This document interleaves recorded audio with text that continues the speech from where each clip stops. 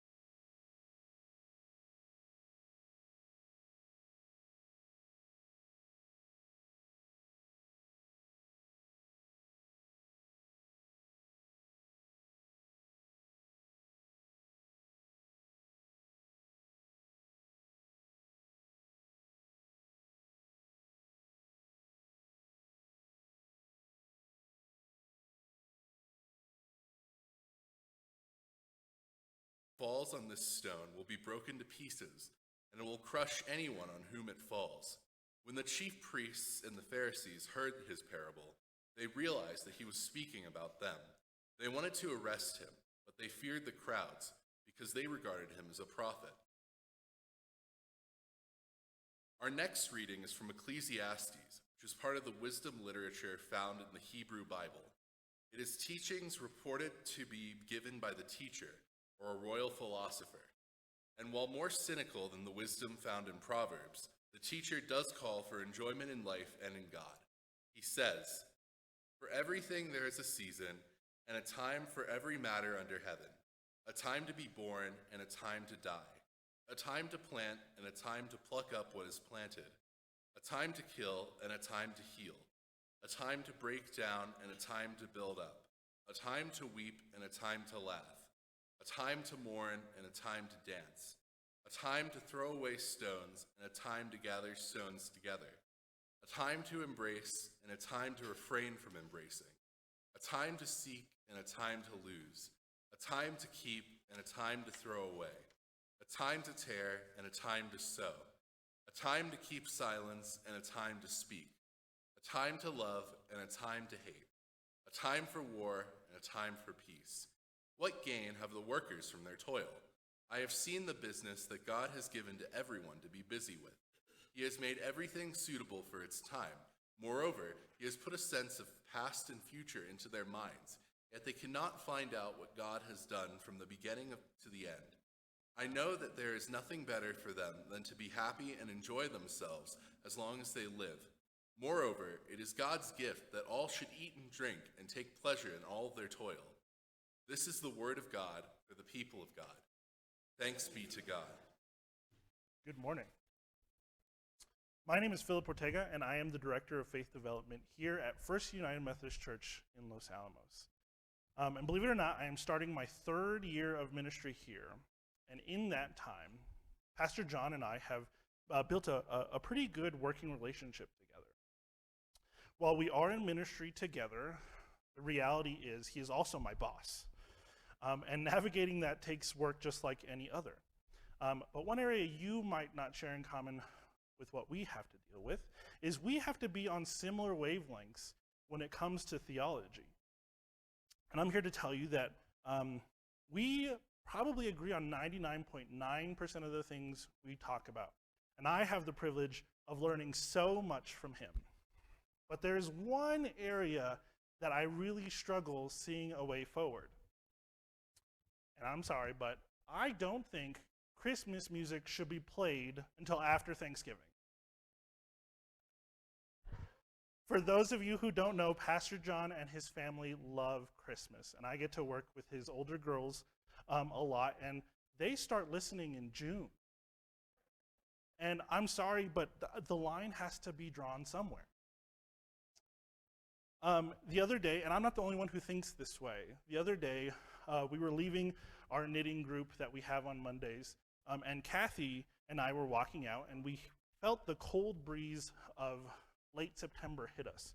And she said, I can finally accept that it is fall.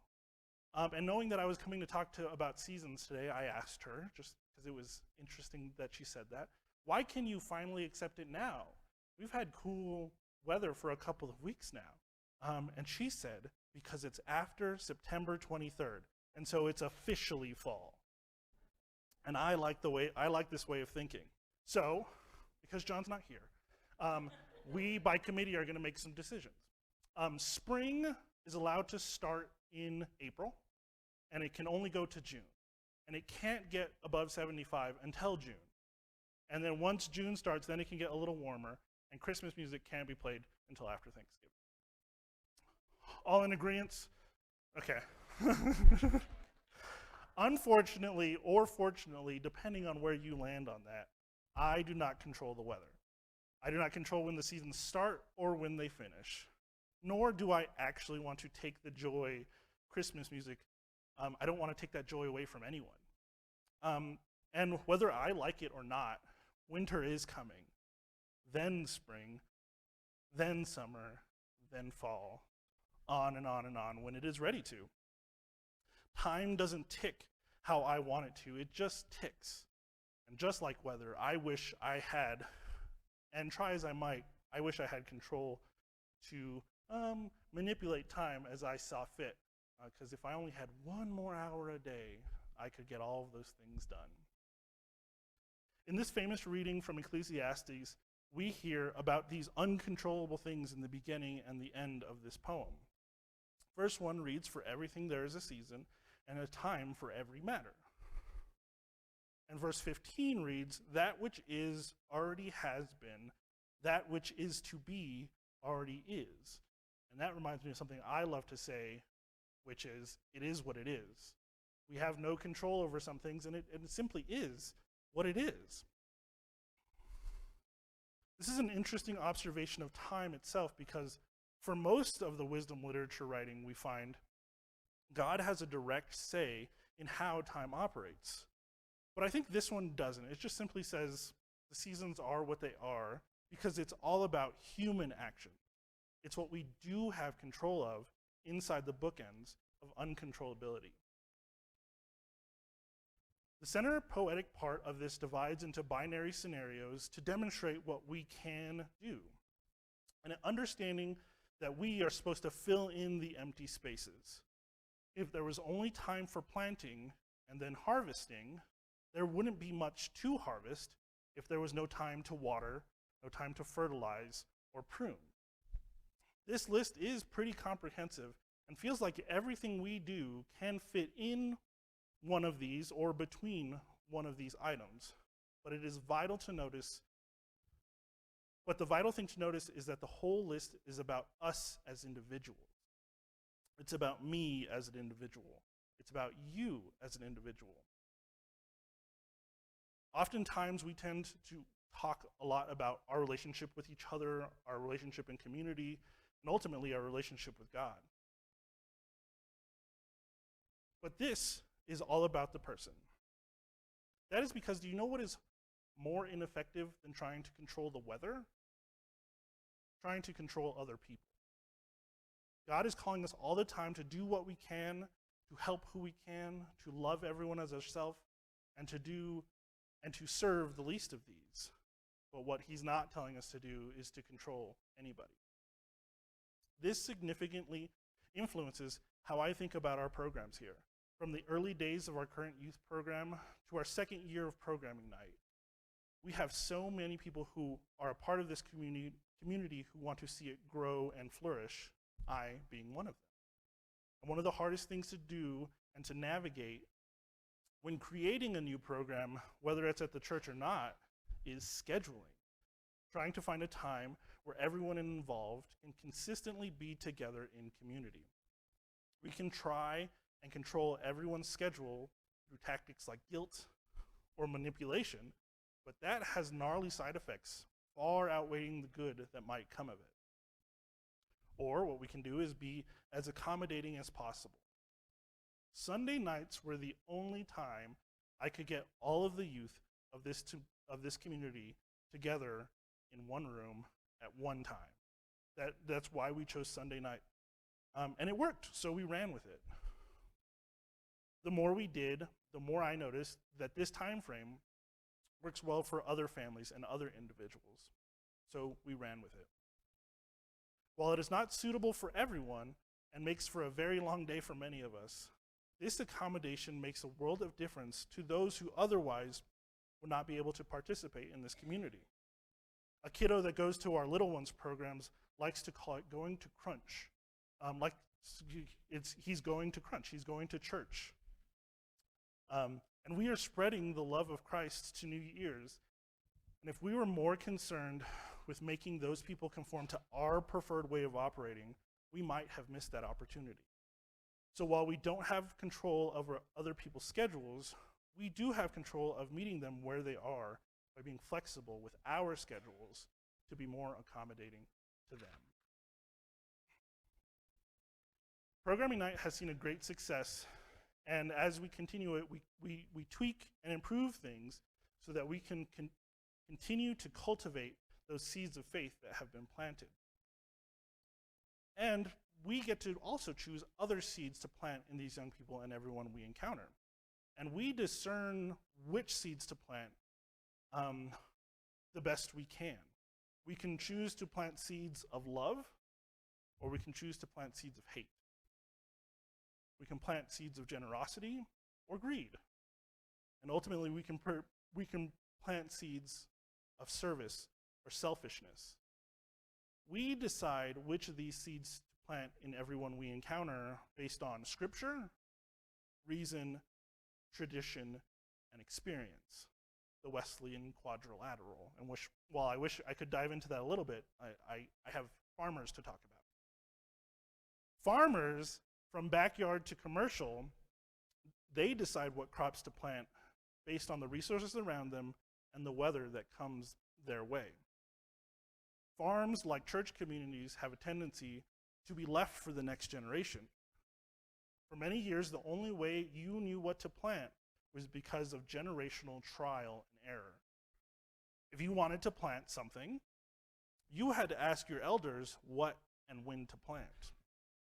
This generational knowledge is important to keeping a farm and a faith community operating well. And while it is hard to teach our younger generation, it is even harder to learn from them. And so, similarly to Jesus, I like to teach in stories. So let's take a little moment and let's dive into an imaginary scenario. Let's take a farmer. She is a farmer in New Mexico. We'll put her there because we need a little bit of earthly context to get, our brains moving. And let's put her in a community. Let's call it Hatch, New Mexico. She has been growing. She's been working on this farm, and she grows. Let's see if we can guess as a community what she grows. She grows bananas. Good job. She is a banana farmer in Hatch, New Mexico. This farmer has worked this land for her whole life, and so has her father and his father before that. And her farm's doing pretty well. They're not, a huge producer, but they do enough to keep food on the table. And the son has the privilege to go to ag school to help on the farm. While the son is away, the farmer gets a call from the bank. Turns out her farm is in a bit of financial turmoil. And if she can't turn it around soon, the bank is going to have to take the farm. Fortunately, the son has come back home, and he has some pretty good ideas how to save the farm. So he comes into the house and he says, "This is ridiculous. Why are we planting bananas in Hatch, New Mexico? We lose so much money a year taking care of these handful of banana trees. If we simply dug them up and plant something that was meant to grow here, I don't know, like green chilies, I could save this farm. So, for a moment, let's put ourselves in the shoes of each of these characters and see how they could respond. So let's start with the mother. Those ridiculous banana trees sent you off to your fancy college, and you think you can come back here and talk to me this way and tell me what to do? This feels like a very human response to something like this. The reality is the mother has worked very hard, and I can't imagine sending her son off was easy. The stress of running this farm is wearing on her. She isn't getting any younger. The gift of this farm is all she has to leave to her son, and this is how he treats her? Yes, the son could have talked with a little more kindness, but what can she expect? The son is just like her after all. So now let's put ourselves in the son's shoes. It doesn't make sense why there are banana trees here. It's just the reality. And he sees how the mother struggles. It was hard for him to leave too, but no one's going to save this farm unless he does. And most importantly, he cares. What was modeled for him was tough love, so we can't blame him for showing his mom a little bit of tough love. So before we go any farther in this story, let's learn from our scripture reading we heard. There's a time to keep silence and a time to speak. And in that, there's a time to learn and a time to teach. What if the son had listened and learned before he spoke? How is this tree alive? This alone, that there's a banana tree growing in Hatch, New Mexico, is a miracle in and of itself. How important are these banana trees to his mother? Did he ever ask? Is the tree the most efficient thing? Probably not. But is it that big of a burden? Who knows? Maybe his efforts are better spent in other places. If his goal is to ultimately help the farm and save it, where is the son most effective? And for me, the most important thing is, why can't they do both? Let's jump back to the mother's shoes. What if she spoke and taught before she listened? Did she ever tell the son of the story of the banana trees? Did her grandfather ever tell her? Did the mother ever model good communication skills or how to deal with conflict? If the goal of sending the son off to ag school was to take over the farm and ultimately save it, is she going to let him? Listening to this story, you may find putting yourself in one pair of shoes easier than the other.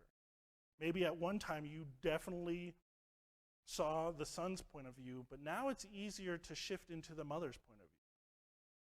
Different seasons call for different things, and one thing that worked in the past doesn't mean it will work now. But the reality of all of this,